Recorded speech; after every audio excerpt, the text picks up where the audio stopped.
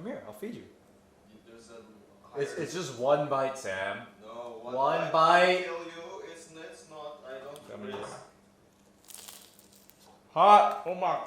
Leave that in. Oh my god. It's so hot. Scallion pancakes are one of the best snacks ever. They're fluffy, crispy, and chewy all at the same time. Although I'm from Beijing, I think the crispier Shanghainese version is a better overall food, so why don't we make that today? To start, we're going to mix our flour and salt together while slowly adding our boiling water. Once we have a shaggy dough, we can start either mixing by hand or using a stand mixer as we are lazy. The reason why we're using hot water, or boiling water in that matter, is because it denatures the proteins in the flour, namely gliadin and glutenin, which forms gluten. By doing this, we end up with an overall more tender and supple dough, which means there's really no loss for us to use boiling water. With my stand mixer, it only took about 8 to 10 minutes with the dough hook attachment on speed 1. If you're going by hands though, it would take quite a lot more elbow grease and time. Once the dough is done mixing, we're going to form it into a ball and let rest for 30 minutes to an hour so it'll be easier to work with later on. We know the dough is done mixing once we have a smooth and supple dough. If it's still quite a bit warm, that's not really something to be troubled by. Meanwhile, we can start by drying off our scallions as we don't want to introduce any more water into the dough. We can slice them either thin or thick, and it's mostly up to personal preference if you want more crunch or you want more onion taste.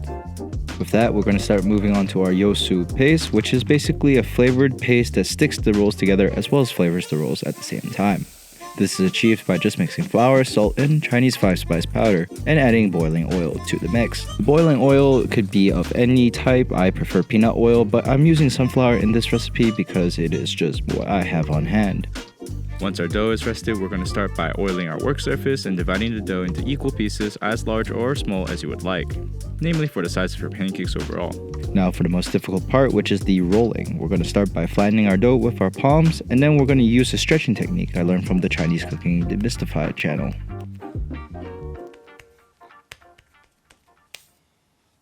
This stretching technique uses the slapping it over the middle and onto the tabletop method as shown here. Once we're done stretching our dough, we're going to try to widen the dough out a bit more and then add our Zhou paste on top. With a good helping hand of scallions, we're then going to roll our dough up and over and tuck in the sides 3 times to get a final roll. Make sure to tighten up the ends so that it doesn't spill apart when frying.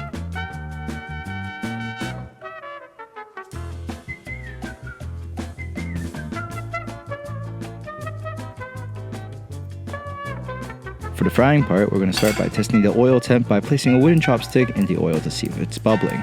Once that prerequisite is fulfilled, we're going to fry our pancakes for a total of 10 minutes and flipping as many times as we need to get an even golden fry on both sides. When we start the frying process, we're going to start by squishing the pancakes down with a spatula and a wooden dowel. I don't have either of those things, so I'm just going to use a potato masher.